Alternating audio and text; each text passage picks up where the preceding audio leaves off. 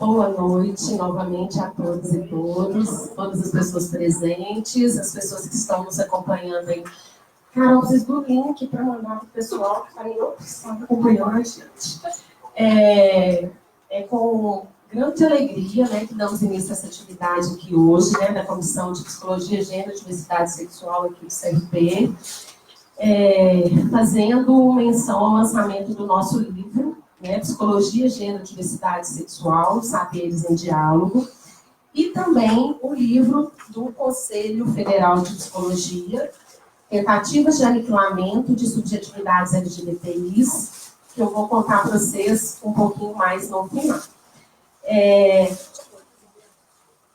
Queria só contextualizar um pouco, assim, o livro ele esteve, né, organizado inicialmente pelas nossas mãos, mas, de fato, foi um trabalho coletivo da nossa comissão. E aí eu queria contar um pouco a história da nossa Comissão de Psicologia, Gênero e Diversidade Sexual, que eu acho que, finalizando esse processo aí de 3 anos da nossa gestão aqui no Conselho Regional de Psicologia, ela deixa uma história bastante frutífera e deixa marcas, né, nessa nossa história aqui na psicologia mineira. Eu já participava do conselho, mesmo antes de ser conselheira, enquanto estudante, há 1900 lá vai bolinha, né? E naquela época a gente já tinha algumas iniciativas de comissão. Na época era até um GT que quase sempre se reunia próximo à Parada do Orgulho LGBT de Belo Horizonte, com algumas iniciativas e ações que a gente já promovia em parceria com o CELUS-MG, com o Centro de Luta pela Livre Orientação Sexual de Minas Gerais, mas que, naquela época, né, há uns anos atrás, ficava muito em ações pontuais, né, vinculadas à Parada do Orgulho LGBT aqui de BH. Em janeiro de 2015, nós realizamos uma atividade aqui pelo Conselho Regional de Psicologia, pelo Dia de Visibilidade de Travestis e Trans, e trouxemos à época a doutora, a psicóloga Jaqueline Gomes Jesus. Foi uma atividade que aconteceu na UNA e que extrapolou todas as nossas expectativas, né? A gente, na verdade, tinha previsto o evento, a atividade, para acontecer aqui na nossa sede. E diante do número de inscrições e da procura de pessoas para essa atividade, a gente precisou de um espaço maior. E aí contamos com a parceria do Centro Universitário UNA, que é sempre nosso parceiro aí nas nossas ações. Foi uma atividade com quase 200 pessoas, ou mais de 200 pessoas na época. E diante daquela efervescência da discussão, né, da pauta LGBT, mais especificamente da pauta travesti e trans, e do interesse das pessoas que estiveram nesse evento, naquele dia eu tive um start, né, que a gente poderia, de fato, pensar esse espaço, até então na época do GT, de Psicologia, Gênero e Diversidade, que depois se transforma enquanto uma comissão temática aqui no Conselho, para que a gente tivesse um espaço onde psicólogos e psicólogos de Minas Gerais, né, estudantes de psicologia, pessoas afins na temática, né, movimento social, pudessem, de uma maneira sistemática, pensar a nossa interface aí da nossa ciência e profissão com a população LGBT, com o nosso fazer psi e com o compromisso que nós temos com essa população. Historicamente, sabemos que a psicologia ela esteve tendo um desserviço com a população LGBT, né? Ainda é uma história muito recente, né? Principalmente aí a partir da resolução do Conselho Federal de Psicologia 0199, que vem estabelecer os parâmetros éticos, metodológicos, políticos, para a nossa atuação no que se refere às orientações sexuais, e agora, mais recente, a resolução trans, né, que é a resolução 01/2018, que vem pensar a nossa atuação mais voltada e direcionada para a população travesti e trans. Então, é uma história bem recente, de reparos e de ajustes para que a nossa atuação esteja, de fato, ética, comprometida, embasada com os princípios de direitos humanos e, de fato, servindo a quem dela precisa. Então, para a gente, foi uma grande... Eu lembro que a nossa primeira reunião, né, Tiaguinho? Tiaguinho é o nosso colaborador aí, apesar de não ser psicólogo, né? De ser da área do direito, mas desde o início esteve conosco, é um mega parceiro. E aí, na nossa primeira reunião, estávamos eu, ele e mais 2 membros da OAB, né, que da Comissão de Diversidade da OAB. E, a partir dali, a gente começa a instituir esse espaço de uma maneira regular e sistemática aqui no Conselho Regional de Psicologia. Isso é um marco. Eu vou deixar um pouquinho para o Lucas contar essa nossa história, mas eu queria dizer da importância institucional de ter esse espaço instituído aqui no Conselho Regional de Psicologia, em tempos de tantos retrocessos, em tempos de perdas de direitos, em momento onde a população LGBT tem sido alvo de tantos ataques, de tantas violências e de tantas propostas completamente descabidas, como as conhecidas aí, terapias de reversão, de cura, né, a conhecida cura gay, né, que é um termo que a gente tem percebido aí de uma maneira mais publicizada. E aí nós estamos aqui para dizer que nós não vamos pactuar com esse tipo de proposta, né? Institucionalmente, o sistema conselhos, ele tem uma posição muito nítida de qual é o nosso papel, de a quem nós estamos aqui a servir.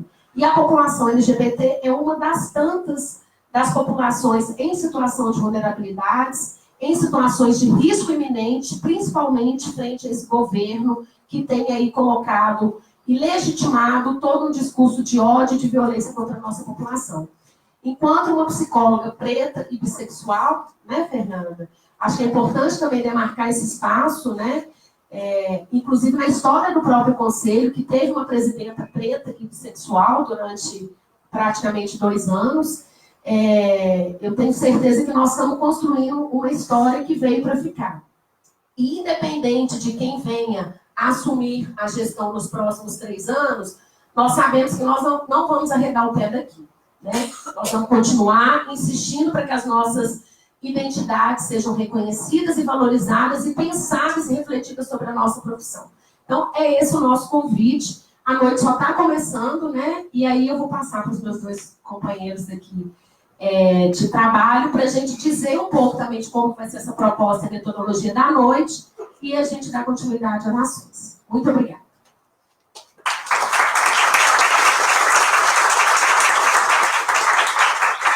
Boa noite a todas e a todos. Nossa, já estive aqui outras vezes, mas hoje eu estou tremendo realmente. É um fechamento de um ciclo muito importante para mim, acho que para todos aqui que estão na mesa. A Dalcira lembrou daquele evento da Jaque, né, em 2015. Foi o meu primeiro contato com a comissão, né, com o início da comissão. Eu estava naquele evento, foi maravilhoso, e desde então comecei a participar de vários eventos que tinham aqui no CRP, na época como aluno da graduação ainda, né? E aí, em 2015, teve o primeiro seminário de Psicologia, Gênero e Diversidade Sexual, que aconteceu lá na FUMEC. Logo, quando eu entrei na comissão, eu estava organizando esse evento, então participei muito ativamente da organização. E quando teve aquele evento, que me veio uma chave, assim, eu falei, é isso que eu quero estudar, é isso que eu quero me dedicar durante a minha graduação, além de outras coisas que eu tentei me dedicar também. Mas aí eu quis me aproximar cada vez mais da Dalcira, da comissão, do CRP, das ações que estavam sendo propostas. E comecei a participar de todas as reuniões. E a gente começou a criar um grupo muito coeso, muito afetivo, muito bem recebido. E tinha essa coisa assim, de ficar um pouco no limbo, né? Não era um estágio, não era um grupo de estudo, não era um curso, né? O que faz uma comissão? E a gente não tinha um protocolo, né? A gente não tinha um papel que falava, olha, a comissão do CRP faz isso, isso e aquilo. A gente foi construindo isso coletivamente, né? Com vários braços, com várias demandas que iam aparecendo.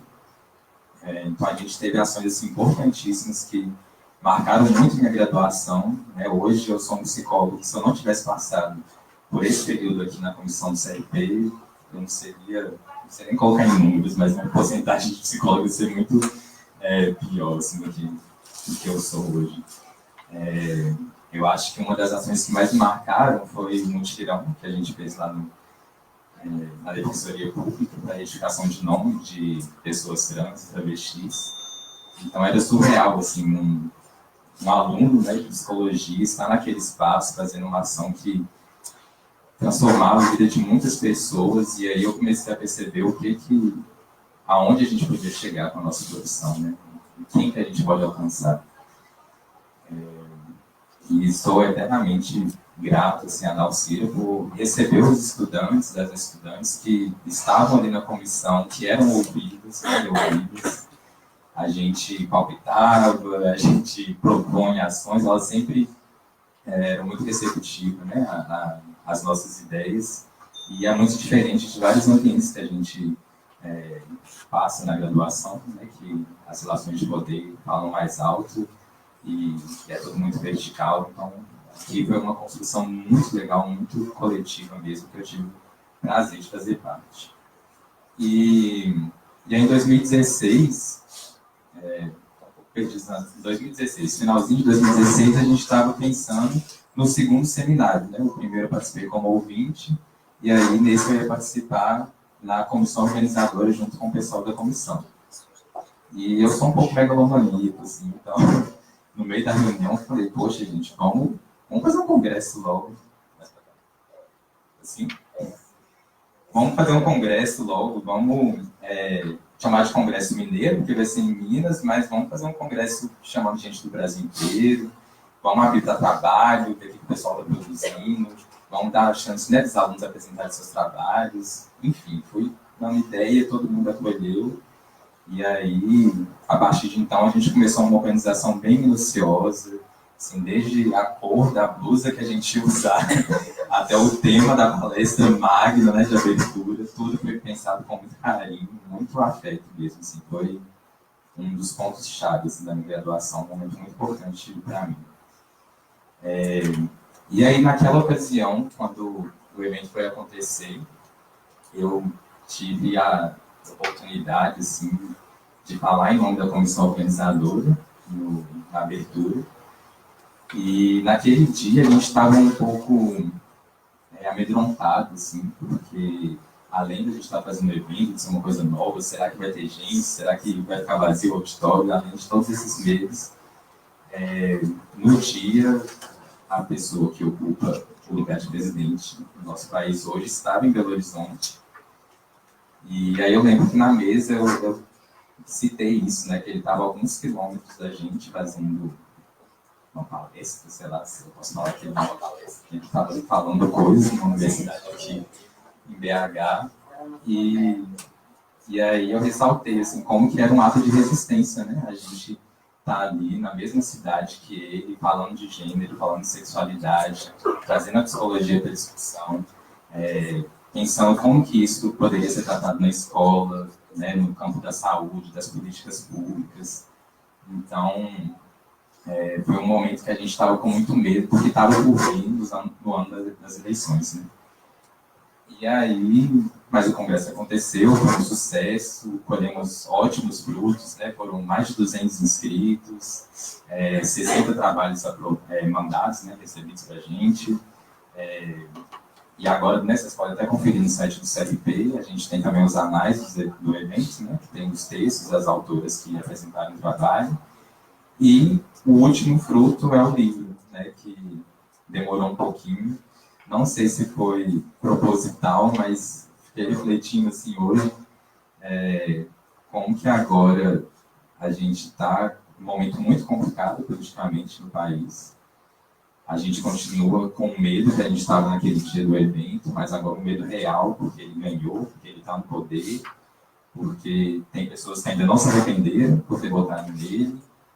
E eu até arrepio, assim, a gente assusta mesmo com essa situação toda que o país está vivenciando hoje. Mas como naquele dia, hoje, novamente, é muito legal ver esse auditório cheio, assim, uma segunda-feira à noite, E a gente vai continuar falando de gênero, a gente vai continuar falando de sexualidade, a gente vai continuar produzindo livro, artigo, a gente vai para a rua, a gente vai fazer o que for preciso para continuar tratando essas pautas. E a gente fala o tempo todo que é pauta, que é temática, né?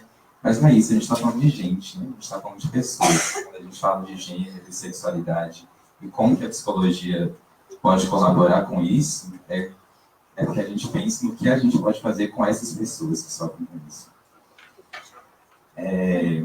E agora a gente não vai falar de eleição presidencial, mas é muito importante que a gente lembre, né, que hoje, né, a gente está há alguns dias da eleição do CFP e do CLP, e assim como ele ganhou a eleição da presidência, existem psicólogas e psicólogos organizados, né, e organizadas que querem que esse evento não aconteça, que essa temática não seja discutida, que livros como esse não sejam produzidos, e a gente precisa lutar contra isso. Né? Quem for estudante aqui já está pensando, né, quando for votar, e que a gente distribua essa palavra mesmo. A gente vai continuar lutando pelos direitos humanos, e tudo que eu aprendi lá, né, como graduando na época, eu pretendo exercer agora na minha profissão, fazendo um voto consciente também e prestando assistência à população. Então, desejo a todas e a todos uma boa leitura, né, um bom evento. Espero que vocês gostem e que esse livro traga mais perguntas do que respostas, que eu acho que um bom livro é aquele que faz a gente pensar cada vez mais, se perguntar cada vez mais e questionar mesmo para produzir mais conhecimento, porque chegar, pegar um livro e falar assim, é isso, acabou, vamos ali colocar em prática isso. Não se resume aqui, mas aqui eu espero que enriqueça muito o pensamento de vocês. Boa noite.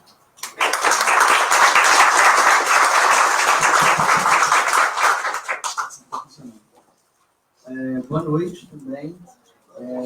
É um prazer enorme estar aqui essa noite falando com vocês, assim como o Luquinhas, eu também estou muito emocionado. E olha que eu também já não sei mais quantas vezes eu subi aqui em cima para falar com vocês, mas hoje é um dia um pouco especial para mim, de estar realmente lançando esse livro feito realmente em parceria, em colaboração a tantas mãos. Eu acho que é importante escutar essas duas falas que vieram antes de mim, para vocês terem consciência ao saber que, ao receber esse livro, vocês não estão recebendo só papel e só palavras em suas mãos, também afetos que atravessaram, que permitiram que esses textos chegassem aqui costurados dessa maneira como foram, organizados dessa maneira. Tem uma história muito longa, né, e muito prazerosa, e também de dor, não é só prazer, né, mas é importante mencionar também isso, né, que pegou e atravessou a produção desse conteúdo que nós três organizamos. Coube a mim falar um pouquinho do livro. A gente intitula o livro, como vocês já ficaram sabendo, ele é produto final não só desse trabalho da comissão, mas também desse seminário que nós organizamos em 2017. Ele é uma coletânea de textos composto por 12 artigos de pessoas que vieram aqui e apresentaram algumas falas nesse evento que nós organizamos em 2017.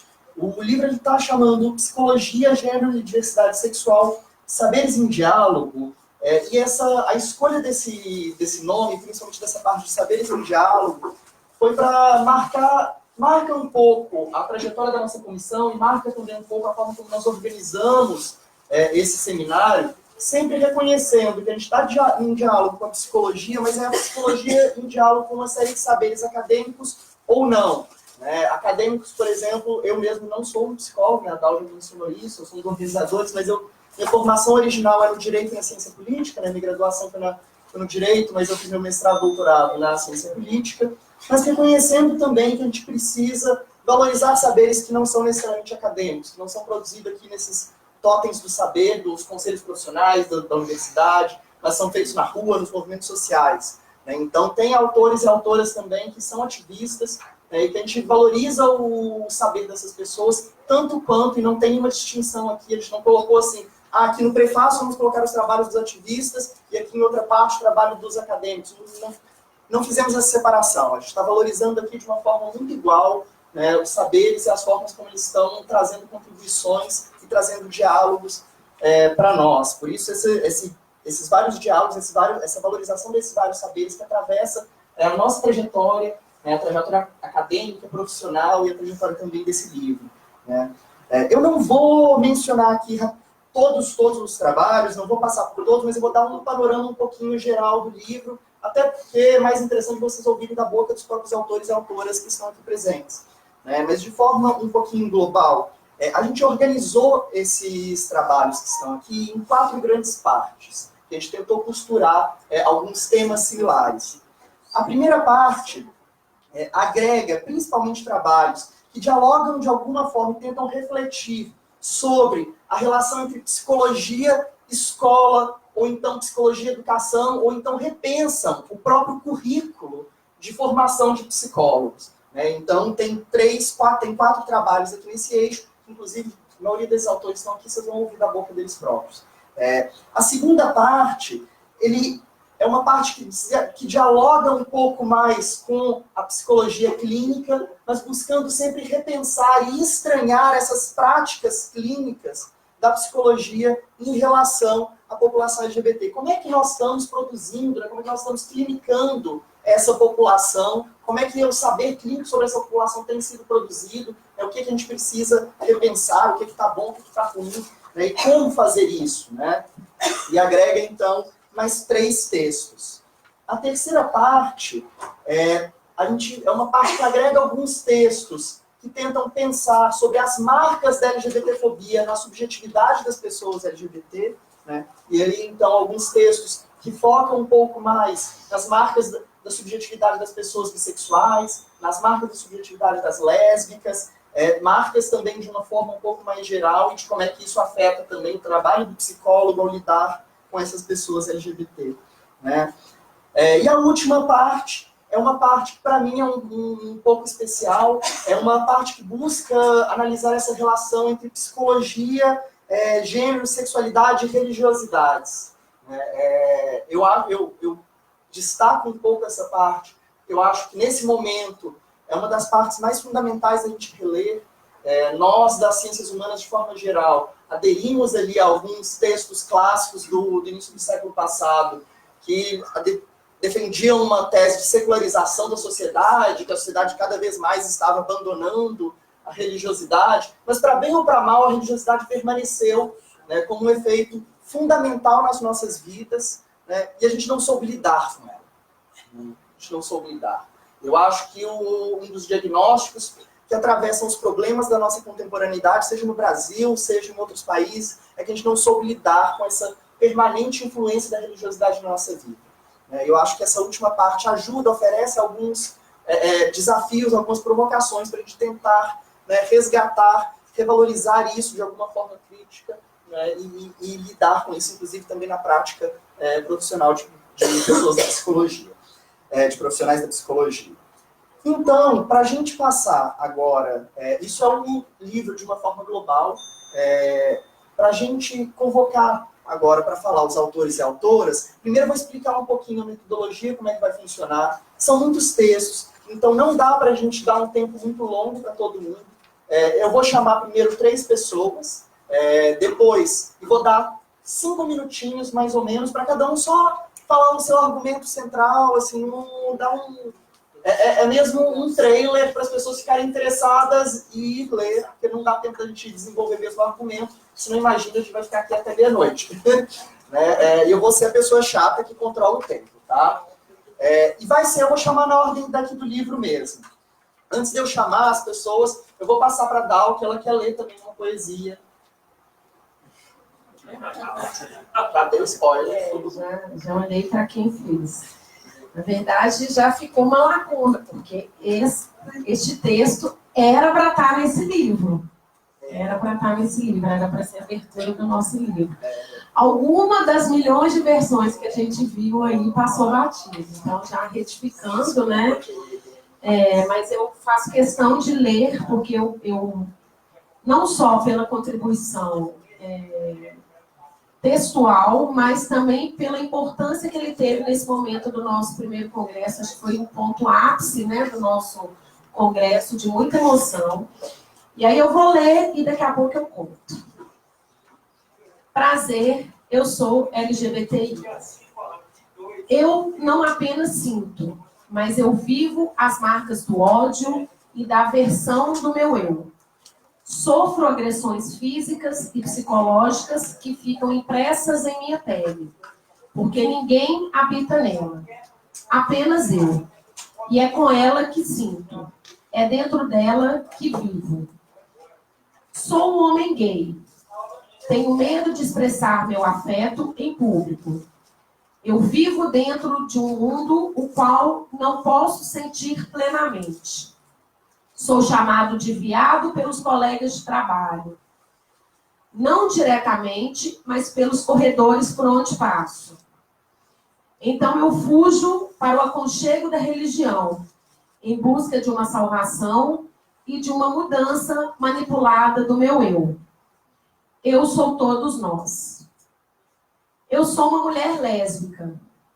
Eu sou vista como um ser estranho por gostar da minha bota, por curtir as minhas coisas, por beijar minha esposa.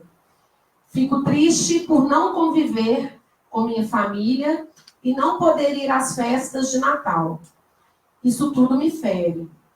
Sinto falta de minha mãe, mesmo ela dizendo que não a amo mais. Eu sou todas nós. Eu sou uma pessoa não binária. Está esculpida em minha expressão de gênero que não estou preocupada com identificações de gênero. Eu me expresso livremente, mesmo que ninguém me entenda. Meus colegas não querem me entender.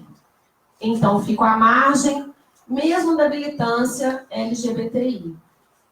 Eu sou todas e todos nós. Eu sou um homem trans. Estou no processo de transição. Vivo uma outra adolescência. Tenho novos hormônios circulando pelo meu corpo. Por dentro, me sinto livre. Vejo que meu corpo começa a se relacionar com a minha mente de forma pacífica. Mesmo assim, não vou mais ao colégio. Não me sinto mais confortável naquele lugar. Sou apontado pelos corredores. Prefiro não voltar. Prefiro não voltar a ser quem eu era. Tenho medo do futuro, mas sei que aqui dentro e agora aqui fora sou um homem.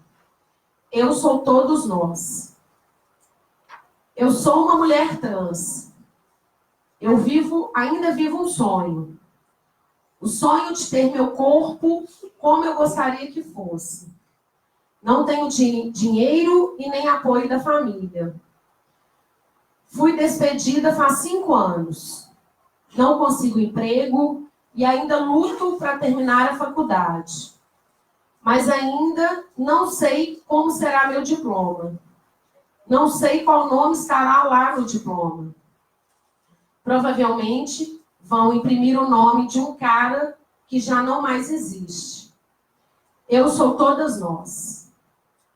Sou bissexual. Casei, tenho uma esposa que amo e uma filha linda. Estou muito feliz em meu casamento e com minha família. Alguns amigos insistem em dizer que virei hétero, apesar de eu dizer simplesmente que achei a pessoa que amo. Outros amigos me dizem que estou no armário e que provavelmente saio com caras às escondidas. Não deixei de ser bissexual. Apenas escolhi uma relação que me completa e que me faz feliz. Eu sou todos nós. Eu sou travesti, negra, periférica, vim do Vale do Jequitinhonha com o desejo de ser apenas eu mesma. Achava que teria na cidade grande a chance de me expressar, de não ser julgada pelo gênero que é meu. Encontrei apenas a luta das ruas para sobreviver. E os mesmos que me desejam são os mesmos que me matam. Eu sou todas nós. Hoje eu sou empoderada. empoderada. Hoje eu sou forte. Podem me chamar de bicha, sapatão, mulherzinha, de qualquer nome que não seja meu. Isto não me fere mais.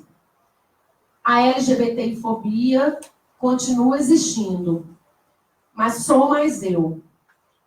Vivo meu gênero. Sou militante. Vivo minha orientação sexual. Sou irritante. Quando mexem comigo e com alguns dos meus. Prazer. Eu sou todas e todos nós. Eu sou como todos nós. Eu sou como todos nós. Reinaldo Moreira.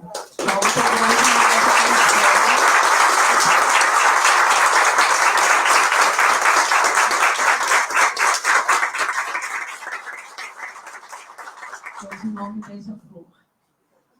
Esse é o nosso poeta, policial civil, biólogo e membro integrante da nossa Comissão de Psicologia, Gênero e Diversidade Sexual. É com essas palavras que a gente dá continuidade agora para chamar as nossas autoras e autores do nosso livro, né? Com toda essa emoção que esse texto traz e com toda a luta e a realidade que ele traz, né?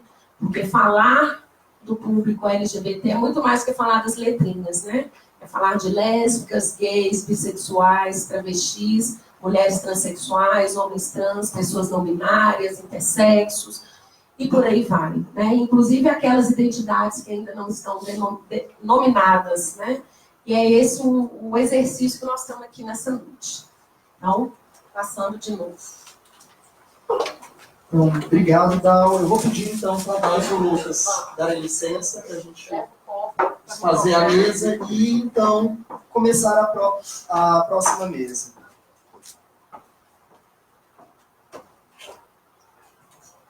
Eu vou convidar, então, para compor a mesa, a Andréia Moreira Lima, por favor.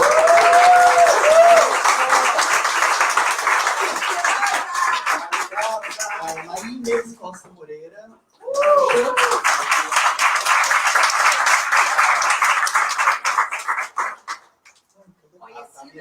Com o Pitucha.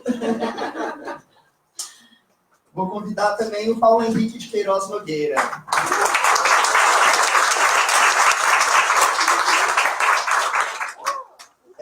Essas três pessoas são autores da primeira parte do livro. Além deles, teria também a Juliana Perucchi, a Bruni Coelho Brandão, que não esteve aqui, está presente, mas que escreveram o texto A Formação em Psicologia e a Emergência da Psicologia Crítica no atual contexto brasileiro. Desafio na atuação frente à diversidade sexual e de gênero.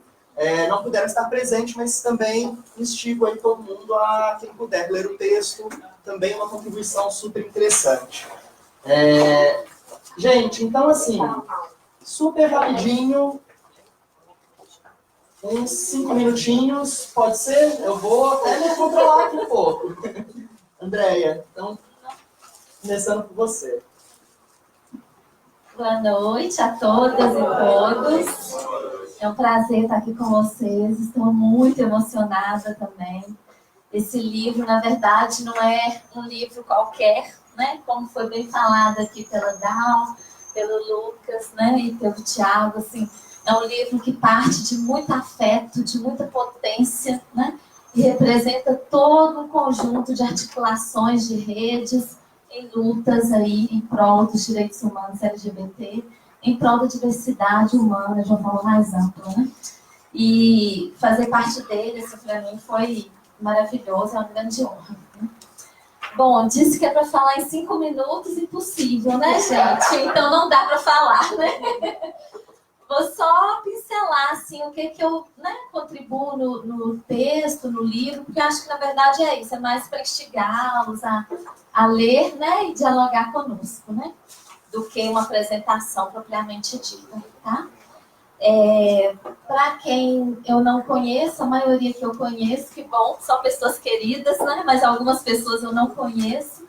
Eu sou professora universitária, professora da UNA, militante, né, feminista, militante no campo de gênero, uma grande aliada aí dos movimentos LGBTs, com muito orgulho contribuir aí junto com o Carlos Magno aqui presente e uma grande equipe na criação do primeiro centro de referência LGBT aqui de Belo Horizonte, né?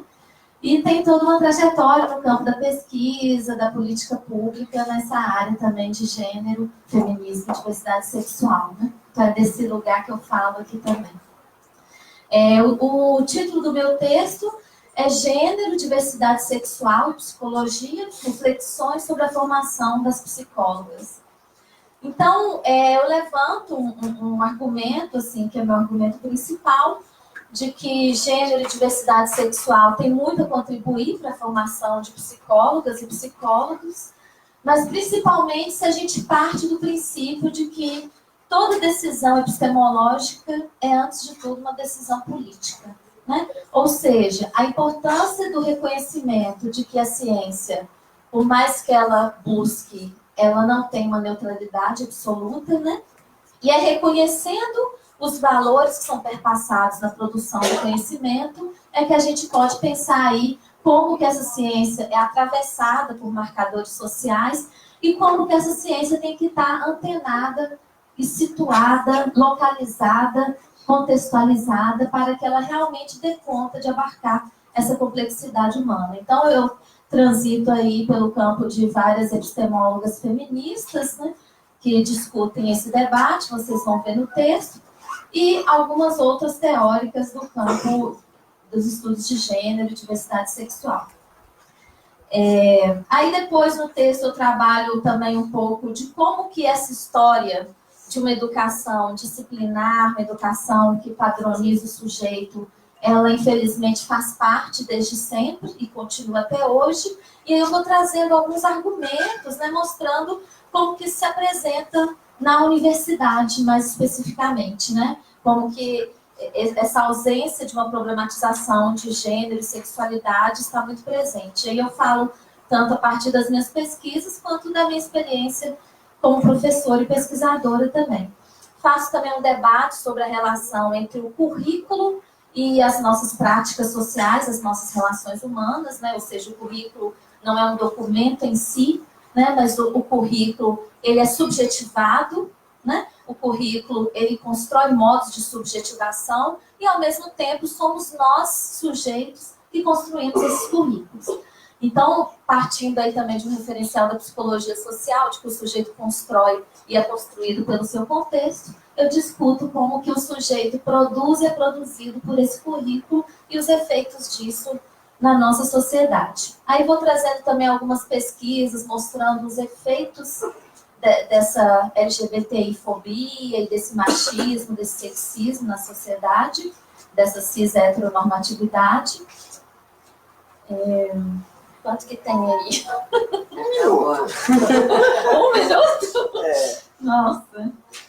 Bom, e aí, então vou pular para o final, aí eu vou desenvolvendo tudo isso que eu falei agora, e no final do texto eu tento trazer um pouco assim de propostas de intervenções para a sala de aula, né? Claro que não num lugar de dicas, no sentido de faça isso, né? Porque não existe, né, essa receita de bolo, mas muito mais assim no sentido de trazer algumas problematizações, tanto da minha experiência quanto das pesquisas realizadas, que podem ajudar a gente mudar, né, essa realidade aí universitária. Ou seja, eu concluo o artigo tentando levantar o papel da universidade nessa mudança de cultura.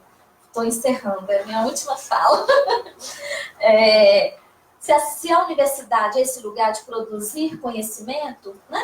Então, se ela não reconhecer que ela não só faz parte dessa situação de construção de conhecimento, mas que ela também faz parte dos problemas que esse conhecimento produz, a gente, assim, conseguirá, né, pensar formas dessa universidade como um todo, os diferentes atores sociais envolvidos, transformar essa nossa realidade, né? Então, posso ler só uma frase? Vou ler a última frase do texto para deixar o gostinho aí de quero mais.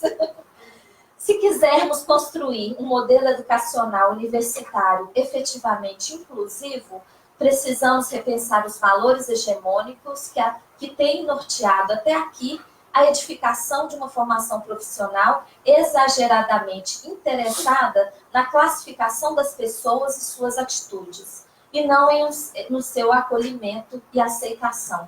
É preciso, nessa direção, ensaiar formas curriculares que permitam a compreensão das novas estéticas da existência e que rompam criativamente com os discursos que delimitam modos rígidos de expressão da nossa subjetividade. Então, fica aqui o meu convite à leitura e a novos diálogos. Muito obrigada.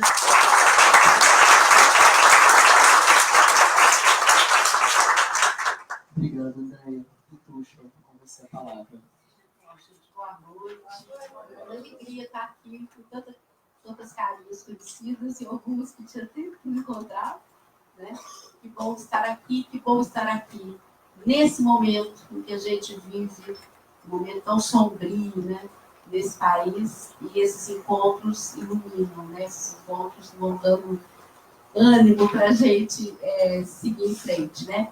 Bom, esse texto, ele foi um texto discutido numa mesa redonda, né? Em 2017, e eu fiquei surpresa, porque quando me mandaram e-mail, eu confirmei assim, não, claro, vou estar lá e tal, mas eu não imaginava que eu ia estar na mesa quando eu vi aqui. Ai, socorro! Né? Eu não imaginava isso. Bom, mas eu acho que o que me vem falar aqui com vocês não é tanto o texto, que eu acho que todo mundo vai ter chance de ler, de discutir, de estranhar, de questionar, discutir, etc. Mas situar um pouco de como ele nasce, de onde ele vem, e nesses quase 2 anos aí de caminhada, desde que esse texto foi elaborado e apresentado para hoje, há quantas a gente anda, né? Esse texto ele nasce de um trabalho que a gente tem feito